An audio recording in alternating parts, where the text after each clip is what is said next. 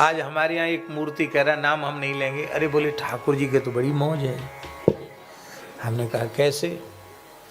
बोले मौज इस बात से कि हमको तो आप कहते हो कि पहले स्नान करो, संध्या करो, जप करो, तब कुछ खाओ, बिना खाए बिना किए कर लिया तो फिर जनेऊ बदलो। और यहाँ तो बड़ा आनंद है, सवेरे उठे न दातुन, खाली हाथ मुंह धोए और बढ़िया चकाचक रबड़ी और मलाई और पुआ। अरे मैंने कहा वाह। बड़े भोरेपन से पूछा, ऐसे नहीं कोई चतुराई से नहीं पूछा। हमने कहा देखो भाई, ये तो ठाकुर जी की लीला अद्भुत है, अनुपम है। ये जो लीला है ये प्रकट लीला नहीं है, ये नित्य लीला है, जिसे नित्य विहार कहा जाता है। इस नित्य विहार में न लौकिक विधि का प्रवेश है, न लौकिक निषेध का प्रवेश है, क्योंकि यह नित्य विहार ही अलौकिक है। अलौकिक होने से अब वही भगवान जब लोकवत लीला करते हैं तो भगवान संपूर्ण सदाचार को अपनी चर्या के माध्यम से प्रकट करते हैं। वही ठाकुर जी हैं गुरु जी। और वही ठाकुर जी द्वारिका में नारद जी उनको देखने जाते हैं तो सब भवनों में एकदम वैदिक धर्म में तत्पर दिखाई पड़ते हैं। और खुद कहते हैं ठाकुर जी, ब्रह्मन् धर्मस्य वक्ता हम करता तदनुमोदिता तत्शिक्षयन लोक मिमो मास्थितः पुत्र माखिद। बेटा नारद तुम अपने मन में खेद मत करो। भाई माइक तो ठीक करो शर्मा जी। तुम अपने मन में खेद मत करो। मैं धर्म का वक्ता हूं और केवल धर्म का वक्ता नहीं हूं, तदनुरूप आचरण करता, अवतार लेकर धर्म का आचरण करता हूं। उस धर्माचरण की शिक्षा अपने चरित्र के माध्यम से देने के लिए ही इमं लोकम आस्थितः, इस लोक में मेरा अवतरण हुआ है। इसलिए पुत्र माखिद, हे वत्स तुम खेद मत करो।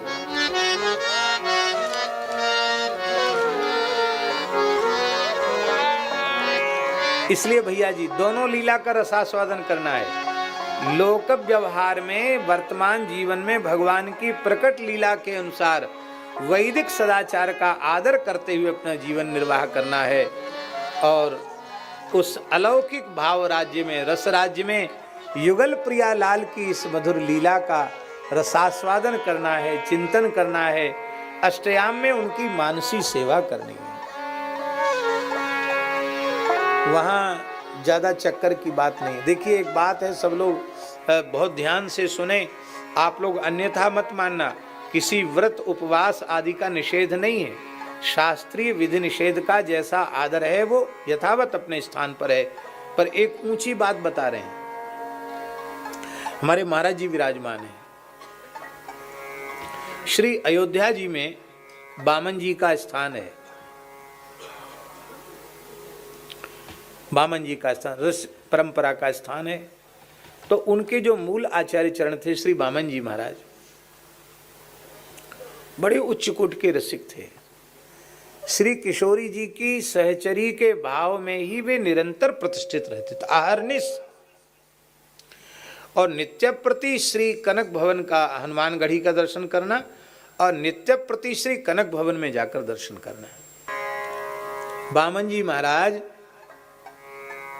निरंतर अष्टयाम सेवा करते थे। आज भी उनके ठाकुर जी हैं जिनकी वे अपने करकमल से निरंतर अष्टयाम करते थे, उसी भाव में रहते थे।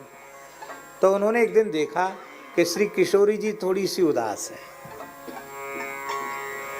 तो उन्होंने पूछा, बातचीत करते थे ठाकुर जी उनसे, उन्होंने पूछा कि जय जय स्वामिनी जी, आज आप उदास क्यों हैं? तो श्री किशोरी जो, अरे सखी कहा बताऊं, ये 15 दिना में एक बार एकादशी आ जाए ना, और एकादशी होते, उस पुराना जमाना था, गरीबी तो थी ही, तो बस नेक सा फलाहार भोग रख दिया जाता था। तो बोले हम तो मिथिला का हमारा शरीर है, महाप्रसाद और 10-5 प्रकार की भुजिया, उसके बिना बढ़िया से आनंद आता नहीं, तृप्ति होती नहीं है। और ये रोज महीना में 2 बार एकादशी, हर पक्ष में 1 बार आ जाती है, महीना में 2 बार एकादशी। तो एकादशी आती है तो उसी कल की एकादशी का चिंतन करके थोड़ा हमारा मुख उदास होगा। हाँ हाँ। बामन जी बोले कि बलिहारी जाऊं स्वामिनी जू, एकादशी को जहाँ जाने हो जहाँ एकादशी, हमें एकादशी से प्रयोजन नहीं है, हमें तो आपके सुख से प्रयोजन है। आपको मुख कमल खिलो रहना चाहिए। और बड़े प्रेम से उन्होंने ठाकुर जी को जैसे रोज राय भोग बनाते थे, दाल भात खीर फुल्का साग जो कुछ भी रोज बनता था चकाचक बनाया, भोग लगाया। अब भोग लगाने के बाद फलाहार भी बना, ऐसा नहीं कि फलाहार न बनाओ, फलाहार भी बनाओ, भी भोग लगाया। तो भैया जिनकी एकादशी में निष्ठा हो वे फलाहार करें, और हमारे तो किशोरी जी को जिसमें प्रसन्नता होगी हम करेंगे। अब भोग लगाया प्रेम से पाया। आज तो कोई प्रतिबंध रह ही नहीं गया, सब मनमुखी हो गए और कोई किसी को कुछ कहने वाला है नहीं, किसी का न संकोच है न किसी को भय है। अब हम लोग बाबा जियों में भी साधुओं में भी मनमुखी प्रवृत्ति हो गई। आहार विहार वेशभूषा, हमने सुना है कि अब तो साधु लोग भी चड्डी कच्छा पहनने लग गए हैं, लंगोटी छोड़ दिए। अरे राम राम, क्या दशा हो गई, कटिंग कराने लग गए। भैया ये भेष भगवान का है, गुरुजनों ने कृपा करके दिया है। इस वेश की मर्यादा जीवन भर माननी चाहिए, मनमुखी रूप से नहीं चलना चाहिए। गुरुजनों ने जो कृपा करके दी, हम लोग कहते भेष भगवान का, तो भगवान का भेष बिगाड़ रहे हो। ये भगवान के भेष के प्रति अपराध, भगवत अपराध है। मनमाना नहीं चलना चाहिए, शास्त्र के अनुसार ही चलना चाहिए। तो वो जमाना था, उस जमाने में तो बड़ी हल्ला, इस बात का बहुत हल्ला मच गया। अरे बामन जी महाराज बताओ, इतने बड़े महात्मा, एकदम उन्होंने धर्मशास्त्र की विधि का अतिक्रमण कर दिया और भगवान को भोग लगाया। और तिल का ताड़ बनता है, तिल का ताड़ जानते हो, कोई करे इतना और फिर उसको लोग लंबा चौड़ा कर देते हैं। पूरे अयोध्या जी में हल्ला हो गया। अरे बोले इसको सजा जरूर मिलनी चाहिए। अब 2 तरह के लोग थे, कुछ लोग तो कहते थे अरे भाई बहुत उच्च कोटि के रसिक महात्मा हैं, उनकी बात अनुकरणीय नहीं है, उनके लिए ठीक है, बाकी उनको कुछ कहना नहीं चाहिए। है क्यों नहीं कहेंगे, अयोध्या जी में रहेंगे, मनमुखी ढंग से रहेंगे, ये बिल्कुल नहीं चलेगा। तो श्री हनुमानगढ़ी के हमारे श्री नागा महानुभाव, नागा अतीत संन्यास जो साधु होते हैं, नागा साधु, उनको दिमाग में चढ़ गई बात। और जैसे ही आप पहले श्री कनक भवन का दर्शन करते थे और फिर श्री हनुमानगढ़ी का दर्शन करते, नित्य नियम था बामन जी का, कनक भवन नित्य दर्शन करना, हनुमानगढ़ी नित्य दर्शन करना, शरयू जी नित्य स्नान करना, ये उनके नियम थे। तो उन्होंने जैसे हनुमानगढ़ी गए तो वहाँ लोगों ने उसको बोलना चालना शुरू किया। है क्या किया, मनमुखी करता है, यूँ कर दिया त्यों कर दिया, अयोध्या जी में रहना है।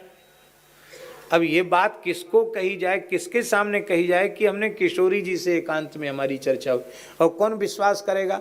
कासों कहो कौन पते आवे। आप चुप हो गए, कुछ बोले नहीं, वो पीटना शुरू किया। वो एकाध कोई साधु में पंचायती मार पड़ती है, एक पीटने लग जाए फिर तो रोकते सब अपना हाथ साफ कर लें। सब पीटने लग गए, बेहोश हो गए, मूर्छित हो गए। बाहर कर दिया। आप वहां से आए, मन में तनिक भी आपको दुख नहीं हुआ, बोले चलो ठीक है, हमारी किशोरी जी प्रसन्न हैं, हमें तो इतने से प्रयोजन, हमने एकादशी नहीं करी तो हमको मार पिटाई का प्रसाद भी मिल गया, अच्छा हुआ, ठीक है कोई बात नहीं। पर भैया अब किसी से कुछ कहना नहीं है, अब कनक बिहारी जी का दर्शन भी वहीं से मानसी में कर लेंगे और हनुमानगढ़ी का दर्शन भी मानसी में ही कर लेंगे। अब अपनी कुंज से बाहर निकलना नहीं, अपनी स्वामिनी जी को छोड़कर, बस निश्चय कर लिया और वो भीतर चले गए। प्रातः काल, सत्य घटना है महाराज जी अयोध्या जी की। प्रातः काल हुआ हनुमानगढ़ी में, सबसे पहले हनुमान जी जगते हैं अयोध्या जी में। 3 बजे 2:30-3 बजे ही पुजारियों का मंदिर में प्रवेश हो जाता है। तो जैसे ही मंदिर में प्रवेश करना चाहते थे, हनुमान जी ने मंदिर भीतर से बंद कर लिया। अब हनुमान जी भीतर से मंदिर बंद कर लें तो किसकी हिम्मत है जो भीतर घुसे? रावण सो भट भयो मुठिका के घाय को कौन खोल सकता है? सब प्रयत्न कर करके थक गए, लेकिन हनुमान जी ने द्वार नहीं खोले। दिन के 12 बज गए, हाहाकार मच गया। हनुमान जी रुष्ट हो गए, बोले अब मनाओ हनुमान जी को। साधुओं ने खूब रो रो कर पुकारा तो हनुमान जी के भीतर से आवाज सुनाई पड़ी, अब हमारे द्वार कभी नहीं खुलेंगे। और जिसने बामन जी जैसे महान रसिक संत का तिरस्कार किया है, उनकी अब उल्टी गिनती शुरू हो गई, उनका अब सर्वनाश हो जाएगा। वे लौकिक विधि निषेध से ऊपर उठे हुए महात्मा हैं। उनके जैसे संतों के दर्शन के लिए ही हम व्याकुल रहते हैं यहाँ। तो तुमने उनको आने पर प्रतिबंध लगा दिया है। उन्होंने निश्चय कर लिया कि हम नहीं आएंगे। यदि वे नहीं आएंगे तो हमारा दर्शन भी किसी को नहीं मिलेगा। सब रोने लगे, प्रभु अपराध क्षमा करो। बोले पालकी लेके जाओ, बामन जी को पालकी में चढ़ाकर कीर्तन करते हुए लेके आओ। बामन जी प्रार्थना करेंगे तो मेरा द्वार खुलेगा। लोग गए, मरे महाराज हम आपको जानते नहीं थे, क्षमा करो अपराध। बड़े सरल थे, उनके मन में कोई अपमान का कि हमारा बड़ा अपमान हुआ, हमको गाली गलौज मार पिटाई हुई, कोई उनको अपमान नहीं। सहज भाव से पालकी को प्रणाम किया। बोले भैया हनुमान जी तो यहाँ के राजा हैं, राजा की बात प्रजा को माननी चाहिए, उनकी आज्ञा है तो सिर माथे पर, लेकिन पालकी में तो हमारे सरकार की ही शोभा है, हम तो दासानुदास हैं। और कीर्तन करते हुए पालकी के पीछे पीछे चल के आए। और ये कलिकाल की घटना है, हनुमान जी ने साक्षात उनको हृदय से लगाया। क्या करें, भक्तमाल की कथा तो घूम फिर के कहीं न कहीं से आएगी, क्योंकि संतों का भक्तों का चरित्र है ना, तो इसके रसिक श्रोता तो ठाकुर जी हैं। ये चरित्र हमने इसलिए कहा है कि ऐसा अंतःकरण जिनका हो, ऐसी अवस्था जिनकी हो, उन महापुरुषों के चरित्र का आस्वादन करना चाहिए। पर वैसी निष्ठा हमारे भीतर नहीं है, इसलिए उनका अनुकरण नहीं करना चाहिए, क्योंकि सामान्य कोटि के जीवों के द्वारा उसका अनुकरण संभव नहीं। अनधिकार पूर्वक कोई अनुकरण करेगा तो उसका लाभ, उसको शुभ नहीं होगा, उसका लाभ नहीं होगा। इसलिए वो जो भले भोले भाव से पूछी गई बात कि ठाकुर जी का तो बड़ी मौज है, सवेरे नहाए धोए कुछ नहीं, सीधे मालपुआ और मलाई और रबड़ी पाने लग गए। भैया उनको पाते हुए दर्शन करो, यही सुख है। अपने तो मंगला का भी दर्शन करना है, नित्य नियम करके तिलक स्वरूप पधरा के, तिलक स्वरूप पधरा के नित्य नियम कर लिया, संध्योपासन हो गए, प्रेम से पाओ ठाकुर जी का धर्म, तो मना थोड़ी है। लेकिन भैया ठाकुर जी की नकल मत करो, ठाकुर जी तो ठाकुर जी हैं, उनकी लीला का रसास्वादन करो। ये बात कहनी आवश्यक थी। इसलिए भैया दर्शन तो सब कर रहे हैं, यहाँ से लीला देख के जाके ऐसा नहीं करना कि ठाकुर जी मंगला में उठते ही खाने लग जाते हैं तो हम भी यहाँ से जाते ही ऐसा करेंगे। आप लोग ऐसा मत करना। हाँ, अपने घर के ठाकुर जी को भोग धराना, प्रेम से सेवा करना।